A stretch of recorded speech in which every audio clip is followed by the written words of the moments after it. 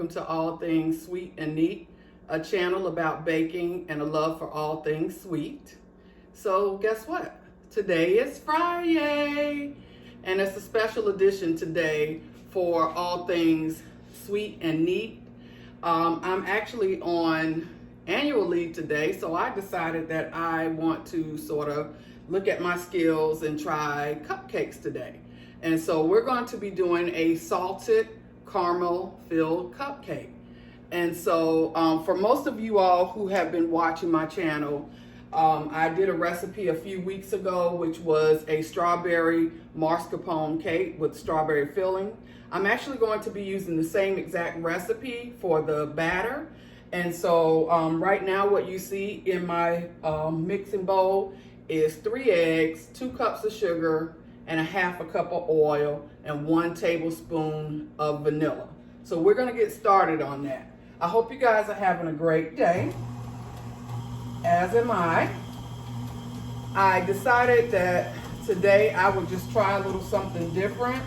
I've been doing some layer cakes, and so I wanted to just do some cupcakes this time. I enjoy cupcakes, and it actually gives you a little bit more portion control. And for most of you all who have seen me, I said that I was doing something to help with, weight loss. And so I thought that at least if I'm gonna partake in something sweet, I try something that was more portion control. So I'm gonna do the salted caramel filled cupcakes. So what we have is our oil, our sugar, our vanilla, and our eggs mixing together. Make sure you add the eggs. I think most of you all saw my video last week where I had mentioned that I forgot the eggs when I made my first batch of red velvet cake. I didn't forget this time. As I always tell everyone, to measure out your ingredients in advance. I took the time to do that. My flour, my milk, my sour cream. I actually went ahead and sifted the flour, the baking soda, which is 3 tablespoons of baking, 3 teaspoons, not tablespoons, 3 teaspoons of baking soda, 2.5 cups of flour, and a teaspoon of salt, which I took the time to mix thoroughly first, and then I decided that I would sift that. I always try to generally sift my flour, because in most cases I try to get that smooth consistency and to make the cake moist and less air bubbles, so I use my sifter to do that. So I'm going to be adding in the sour cream.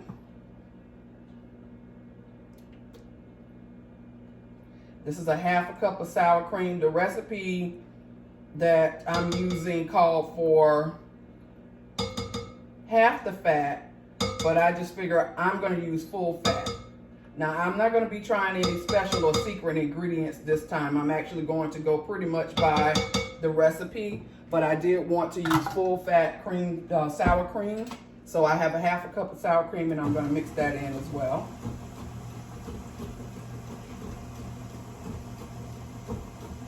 We just want to make sure that it's well incorporated here. Make sure we don't have any sour cream. You don't want to over mix, and I've said that before in many of my demos that you don't want to over mix your batter. And so I'm just going to make sure it's well combined. I also am doing what I normally do, which is after each of my ingredients that I add, I scrape down the bowl just to make sure that everything is there. If you notice, there's a couple of little white spots where I just scrape down the bowl from the sour cream, so I'm just going to kind of combine that.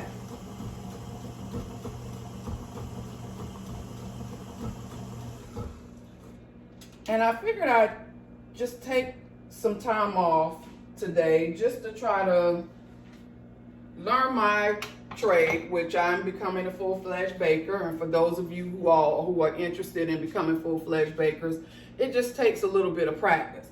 And so I am going to be practicing today. I felt like I had enough time to just kind of take my time and do some recipes that I wanted to try out. So this is one.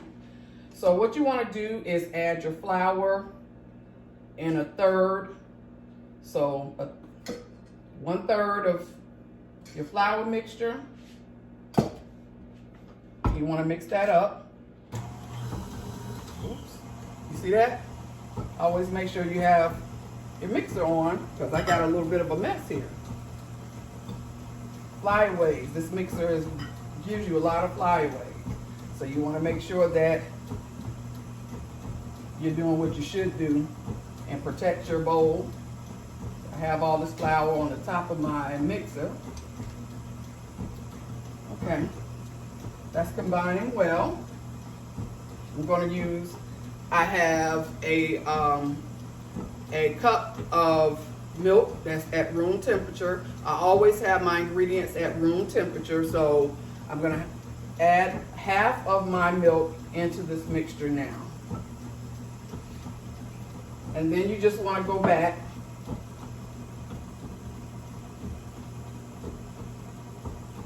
mixing up pretty well. So what I want to do is add another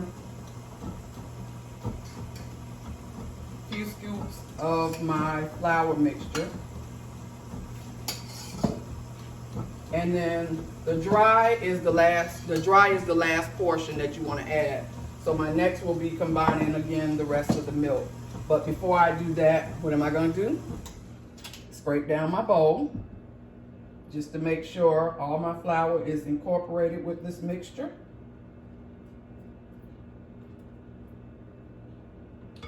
And I think for most of you all, I kind of explained I have a Facebook group, All Things Neat and Sweet. And I just decided that I enjoyed baking so much that I wanted to sort of get a little bit more into it. And of course, with our current days and times where we're either working from home or working an alternate schedule because of COVID, I figured I would see what my skills look like and maybe I could do this on a more professional level. And so I decided that this was just a way of me sort of doing something for myself that I enjoy doing, and also a way for me to de-stress from all of the goings on that we have today. So whatever it is that you feel like is going to help you achieve a level of peace, I say go with it. You never know, because you might end up making a profession out of it. I'm not going to say I'm a professional baker yet, but I have honed in on my baking skills quite a bit over the last few months. And so I'm giving it a try. I actually have a job tomorrow where I'm going to be making, and I will video that, a coconut pineapple cake. And so I'm making that for someone, and they specifically asked for this type of cake, which I've never done before. But because that person had seen my skills thus far, she really had faith in my ability to do that. So I'm excited. This is my third paying job as far as baking is concerned. And so I'm really excited about the opportunity to do that, and excited that she had the faith in me to do something special for her and her husband. This was one of her husband's favorite, the coconut pineapple cake. And so I'm really excited to bring that. I'm just going to turn my mix up just a little bit to make sure all of this is well incorporated. From there, I have my baking cups, my cupcake tins, and I actually purchased some at Target a couple of days ago, these neat parchment cupcake muffins. And so I'm going to actually use those today and see how they work, see if they come out really nice and clean and moist. And so I will stop here and go ahead and fill my muffin tins with my cupcake batter. And then from there, what you'll see is when this comes out of the oven, then we'll talk about the second part of that, which is filling the cupcakes. Oh joy. Stay tuned. Okay, we are back. I have baked the cupcakes, roughly about 21 minutes in the oven on 350. And this recipe, as I mentioned before, was from the strawberry mascarpone cake with strawberry filling. So it makes roughly about 18 cupcakes. And so I left them in the oven, and my first batch actually is cool. So what I am going to do at this time is fill those cupcakes with the caramel filling. I have this tool, and I just tried it out really quick to kind of get a grasp or an idea of how it works, and I'm not still quite sure I know the technique that works well, because it seems like it's just pressing a hole, but I thought you probably would need to take out the cake, and so we're going to try that out. So first, what I'm going to do is I have my caramel filling, and I will say I decided to use a piping bag only because this is so messy with this caramel, but I don't know if this would be the absolute perfect way to do that. And in fact, you can see it's just oozing out, so I may just need to do a pour in. I was trying to think of a simple way to kind of get it in, and the pour in way just seems like it probably is going to work the best. But I'm just going to do a couple so that you can see it. See how I'm making a little bit of a mess there? Let's see if I can get this one in without oozing all out of the hole I have here. All right, so that one came out pretty good. This is definitely messy and sticky. All right, I at least want to try to get one perfect for you guys.